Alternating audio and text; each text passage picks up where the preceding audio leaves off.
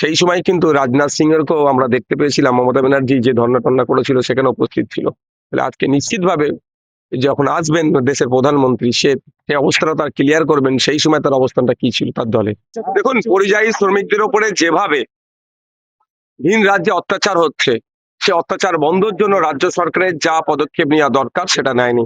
আজকে বাধ্য হয়ে গ্রামবাসী রাস্তায় নামছে, তাদের পরিবারের, তাদের গ্রামের যে একজন মানুষ কাজে কর্মক্ষেত্রে গিয়ে খুন হয়ে ফিরে আসছে, সেটার প্রতিবাদ জানিয়ে আমরা দেখছি একের পর এক কোনো জায়গায় সোমনাথ দেবনাথ, হেমন্ত রায়, সাবির মল্লিক, জুয়েল রানা একের পর এক লাশ হয়ে বাড়ি ফিরছে।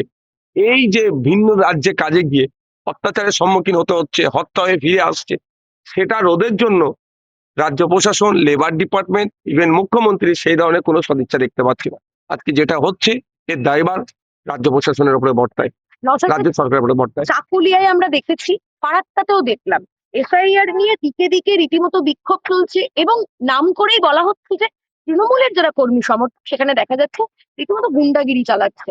কেন কেন দেখুন, এসআইআর এর নামে বর্তমানে যেটা হচ্ছে, হেয়ারিং এর নামে যেভাবে অহেতুক হয়রানি করা হচ্ছে, এর বিরুদ্ধে চরম আমি।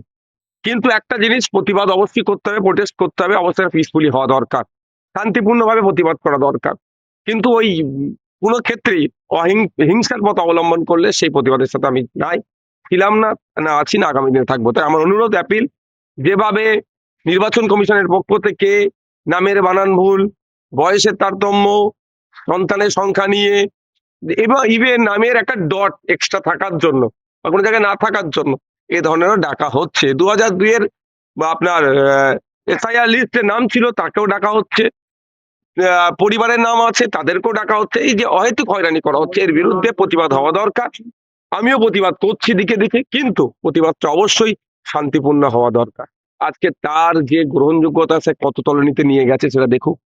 কারণ এই পুলিশের একটা অংশ তৃণমূলের সাথে জুড়ে থেকে যেভাবে এই ধরনের তারা বিরোধীদের উপরে আক্রমণ, বিরোধী কণ্ঠরোধ করার চেষ্টা, যখন তাদেরকে সহযোগিতা করেছে, সেই তৃণমূলের নেতারাই আজকে দেখুন পুলিশের উপর আক্রমণ হচ্ছে।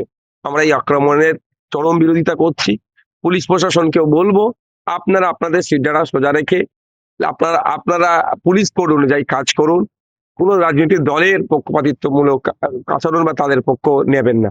এটা নিয়ে আপনার কি দেখুন, প্রধানমন্ত্রীজি আসছেন আমাদের পশ্চিমবাংলায়, আসতে পারেন, 100 বার আসবেন তিনি। যে আমাদের যেখানে যেতে পারে, এটা রাইট অফ মুভমেন্টের মধ্যে পড়ছে, তিনি সভা সমাবেশ করতেই পারে। কিন্তু সিঙ্গুরে যে আমরা